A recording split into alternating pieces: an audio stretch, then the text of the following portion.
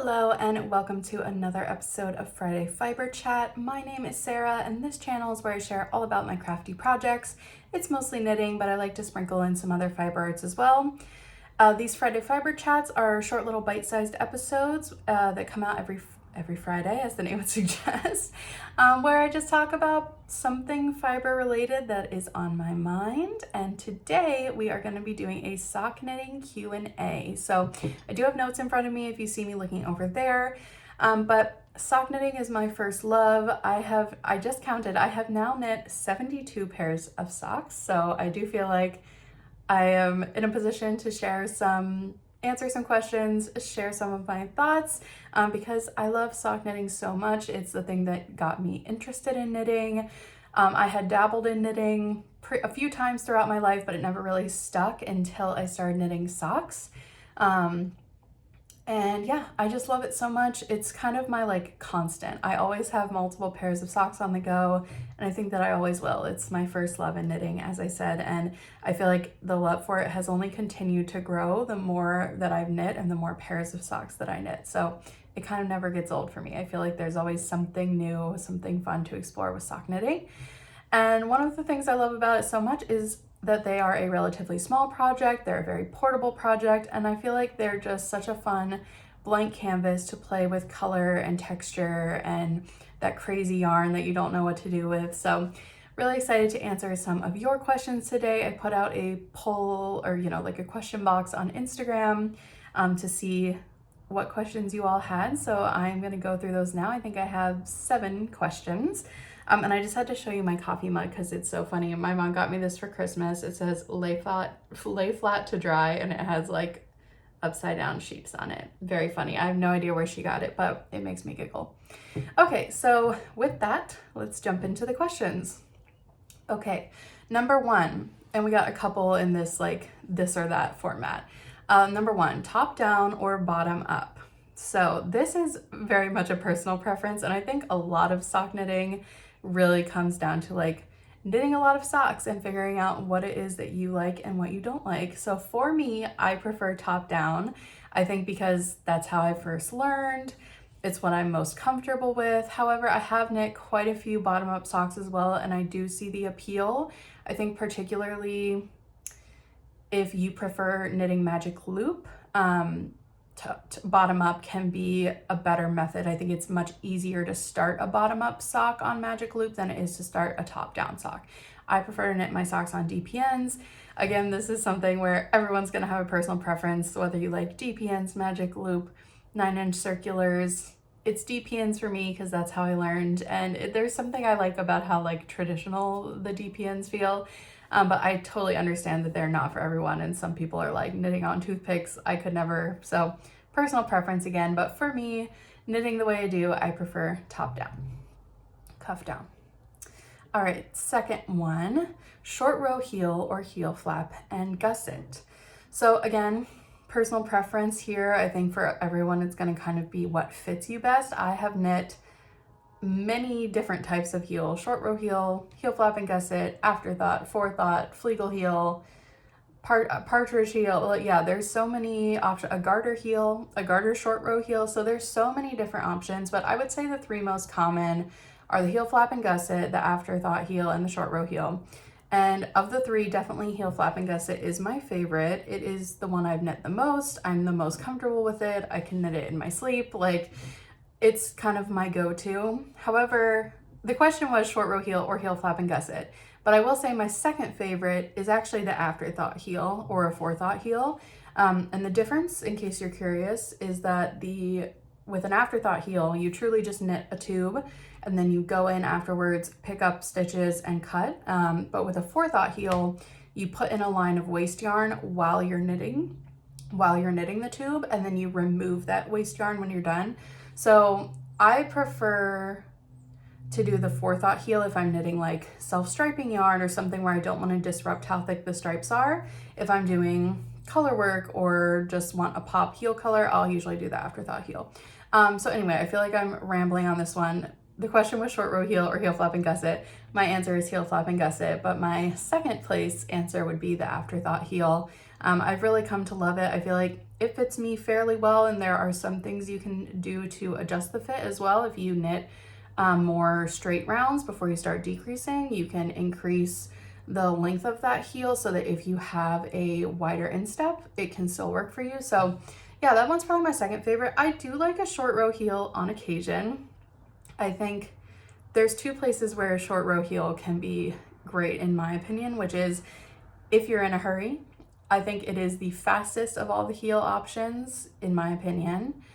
I don't think it tends to fit as well, especially if you have a deeper instep, but it is quick.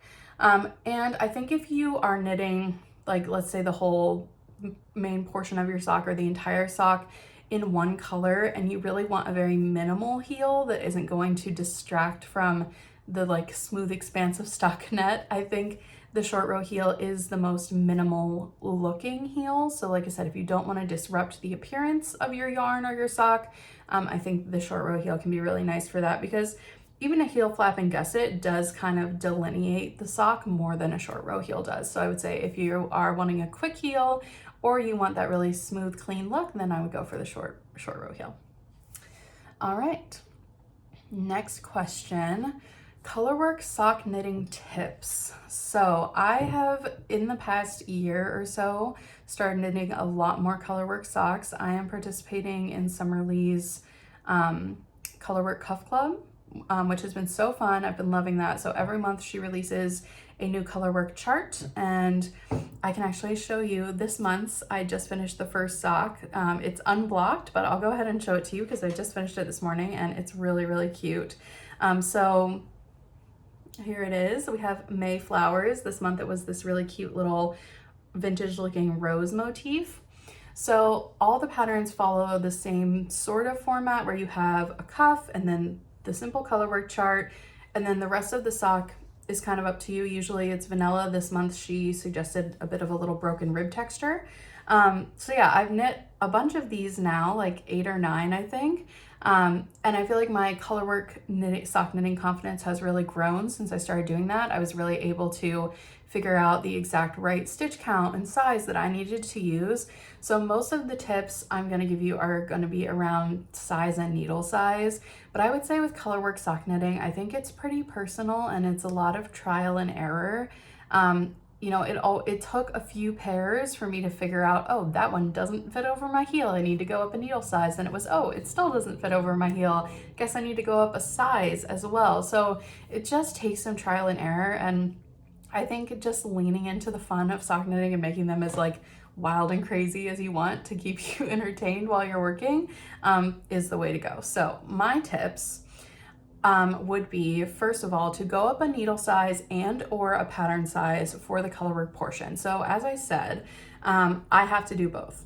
So normally I knit a 64 stitch sock for myself with fingering weight yarn. So for Colorwork, I cast on 72 stitches and I knit the Colorwork chart in the next size up as well. Also, I go up a needle size. So for the Colorwork chart only, I go from a 2.25 millimeter to a 2.75 millimeter. And I'm going up the size and the pattern. So that might seem like a lot. And at first I did worry that it would make my Colorwork appear stretched out, but I really don't think it is noticeable. You can kind of see in the shape of the sock that it does bubble out a little bit where the Colorwork is when it's on the flat, but when it's on your leg, your foot, you really can't tell, and the fit is so good. So do consider both of those options. What I do then is once I'm done with the Colorwork, I just decrease back down in the stockinette portion, like you can see like right in here, to that 64 stitches, and then knit the rest of the sock as I normally would. And that's made a huge difference for me. So yeah, that would be my main tip. And then my second tip, which is one I learned from Summer Lee, is I don't ever knit socks on shorty needles unless I'm knitting Colorwork. So I really think 9-inch circulars are the way to go for the Colorwork section only. That's how I do it. So I start with DPNs, I knit the cuff. When I'm ready to start the Colorwork chart, I switch to 9-inch circulars, and specifically the ChowGoo twist shorties. because what's so great about them is that one needle is much shorter. It's an inch shorter than the other needle. So they're kind of like this. You have one that's really short. It's only like 1.5 or 2 inches. The other one is 3 or 3.5 inches. And something about that makes it so much easier to work with than having two that are the same size. So for me, I am right-handed. I use the shorter needle in my right hand, and I can just kind of grip it with these 3 fingers, and then I'm still getting a better grip on the sock and the other needle with my left hand. It makes it so much easier, and I still don't enjoy it as much as I do knitting with my regular DPNs.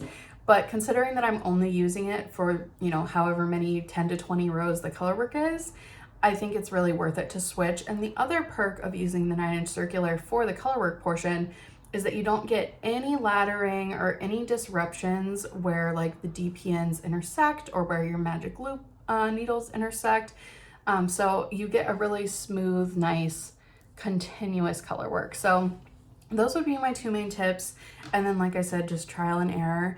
As far as choosing your colors, I think the possibilities are literally endless. To be honest with you, when I saw this chart at first, I was like, oh, I don't know if that's like my favorite. I don't know if that's for me.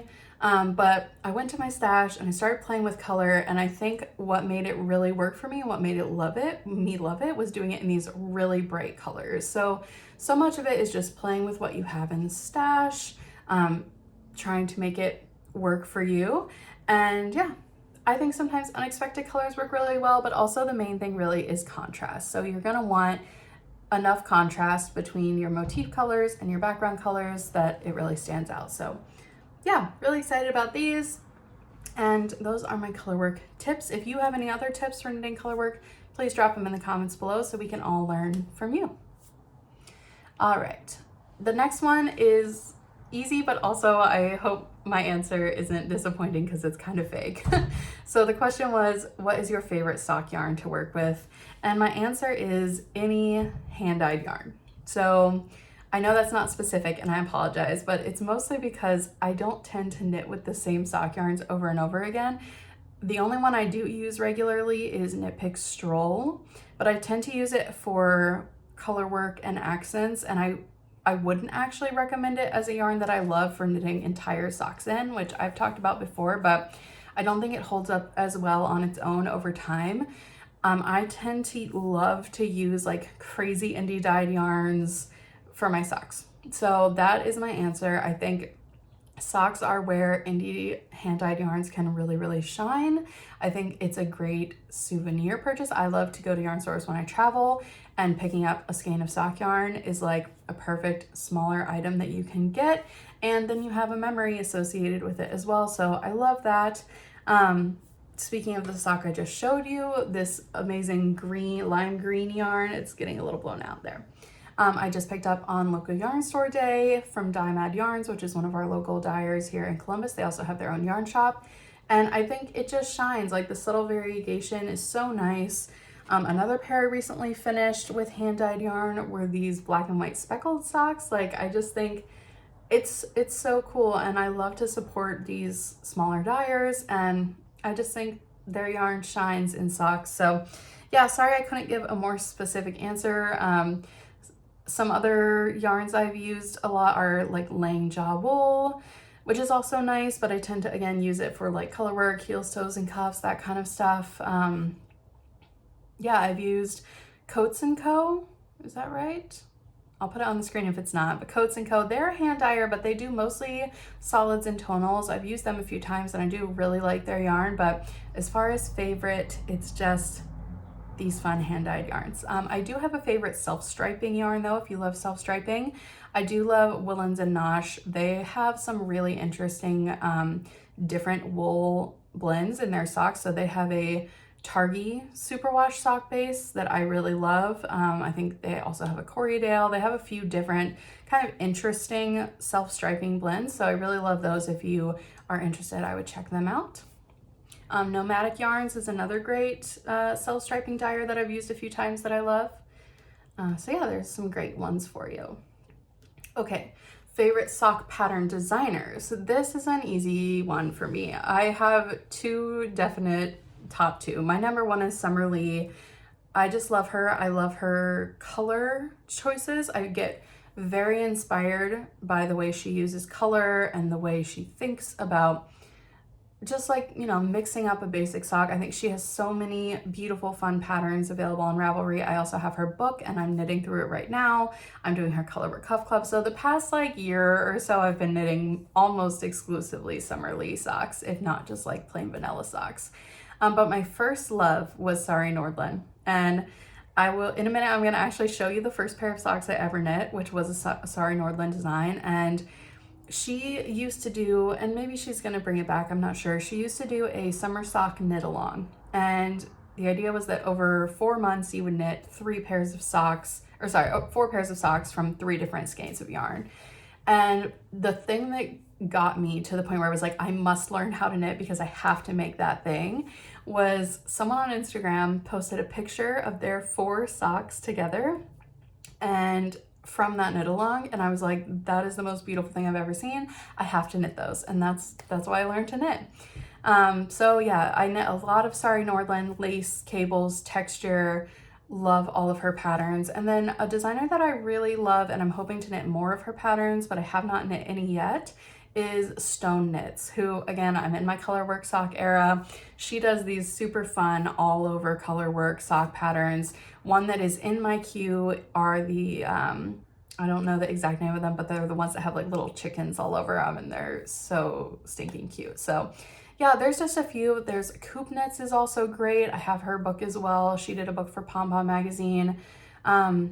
Yeah, I don't know. There's, you know, the 52 Weeks of Socks books from Lina. I feel like there's so many amazing sock patterns out there, and a lot of them are free too, especially on Ravelry. So yeah, you really can't go wrong. But I would say if you're just getting started, or if you're interested in like more basic patterns but with a twist, I think you can't go wrong with Summerlee. She's kind of the queen of socks. So all right, next one, and I will try to keep this under 20 minutes, so I'll go a little bit quicker here. 2 more. Best way to get rid of that little hole when joining in the round after the heel flap. So I think this is something a lot of people struggle with, and I don't remember where I first heard this tip, but what I do is, and to be clear, you've knit the heel flap and rounded the heel, and so you're ready to pick back up all your stitches. 2 things. One, when I'm picking up stitches along the side of the heel flap, I only pick them up through the back loop. I don't know if this is something that everyone does or if that's like a tip, but I do think it helps to prevent holes and make that look less obvious. So what I mean is that right here, you end up with an extra little leg, and that kind of helps to like fill in any holes that might appear there. Then when I get to the join where you normally have a hole, like where you're you've finished picking up along the heel flap and you're about to go across the front of the sock again, I kind of ignore however many stitches the pattern has told you to pick up along the edge of the heel flap, and I just keep picking up stitches until I've picked up every single stitch on the side, and then I pick up an extra stitch in the gap. So for example, if the pattern tells you to pick up 16 stitches on the side of the heel flap, I might be picking up 17, 18, 19 stitches to actually fill in all the stitches that need to be picked up. Because usually it does depend on how long you knit your heel flap, you're gonna have more or less stitches perhaps. Even if you pick up to the specified amount, you're usually gonna have like one extra one that probably needs to be picked up. So I would say just pick up every single stitch and even one extra one along the side. Do that on both sides. And then on the next round, when you go to decrease, just decrease all those extra stitches out. So if the pattern says pick up 16 stitches and you picked up 17 stitches, instead of decreasing 1 stitch on the next round, just decrease 2 stitches. And then you'll be back down to the number that you need to be at, and you will hopefully not have any holes in your heel flap. Like I said, as you can see, I rarely have any holes. It's right here that it would happen. But I just clean that up by picking up extra stitches and then decreasing them out. And depending on how many extra you have to pick up, you can either, like if you only have 1 extra one, when you do your first slip, slip knit, just do like a slip, slip, slip knit. and on the other side do a knit 3 together. Now, if you picked up more, like if you picked up 19 instead of 16 and you have like 3 extra stitches to decrease, what I normally do is I just add additional decreases. So I would do, instead of doing knit 1, slip, slip, knit, and then carry on, I would do knit 1, slip, slip, knit, slip, slip, knit, slip, slip, knit, and then carry on. So if you have more to decrease, I would spread them out a little bit more and then just return to normal after that. So that's my tip. When I pick up through the back loop, and then I pick up extra stitches and just decrease them on the next round, and that has worked really well for me. All right, last question, and this one is gonna be a little over 20 minutes today. Sorry about that, but I just love socks and I could talk about them forever. So, and I loved this question so much. What is the biggest difference from your first pair of socks to your most recent? So I'm gonna show you the first pair of socks I ever knit, and I'm actually gonna put a picture of them up first because they're a little rough and tumble. I knit these in October of 2021. It is the first finished object I ever knit, the first thing I ever finished. It is the first thing on my Ravelry. And this was the first pair of socks from that Sorry Nordland Summer Sock Knit Along. These are I think they're the Caramel Kiss socks by Summer Lee. And yeah, it's funny, if I was trying to teach someone how to knit socks, an all over lace sock would not be what I would recommend, but that is how I learned. And for me, that really worked. In the past, I had tried to learn knitting a vanilla sock and I didn't enjoy it. I think I got bored and I just kind of lost interest. I kind of needed the complexity of this project and the constant learning of it to really fall in love with knitting. So, I always recommend to people, whatever you want to knit is the first thing you should knit. Like, if you're willing to learn and put in the work, that's how you should start. So yeah, this was my first ever sock project. I will show them to you in person, but please keep in mind, I've been wearing them for almost 4 years, so there is cat hair, they're a little gnarly looking, but maybe that's interesting too. So here they are. Oh yeah, they're a little dirty. They are actually clean, but they just get a little matted on the bottom. So you can see over time the legs have stretched out a little bit. But yeah, I've still gotten some wear out of them. The bottoms are a little bit felted. So I would say the number one difference is my level of confidence. So I really did not know what I was getting myself into here. I also used a non-superwash yarn, which I have quite a few non-superwash socks, and they are some of my favorite ones to wear, but it probably wasn't the best thing to learn on. I have since this knit, like I said, almost 75 pairs of socks, 72 pairs of socks. I would say confidence is the number one thing. When I started this sock, I had to look up every single technique. I did not know what I was getting myself into, especially the lace. I feel like maybe the lace hid some of my mistakes, but there are many mistakes here. You can see here, I have a big old hole right there at the corner of the heel pickup. So I had not yet learned that tip. I think sizing, I have learned a lot about sizing, how to make socks that fit me.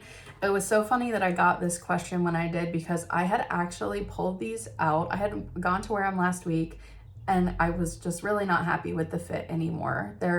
The leg is too tight, the foot is too small. They just really don't fit me very well. And I had actually I was gonna get rid of them. I had pulled them out to get rid of them. And then I got this question and I was like, well, thank God I didn't get rid of them yet. So I don't know, I'm on the fence. I might keep them just as a momentum, like my first socks. But yeah, so fit, they don't fit very well. Now I really know what my magic sock numbers are. I think consistent tension, it's kind of hard to tell because this is a lace sock, but I think my gauge has gotten tighter. So if we compare these two, I think you can see, just looking at the foot here, the gauge is tighter and more consistent now than it was then.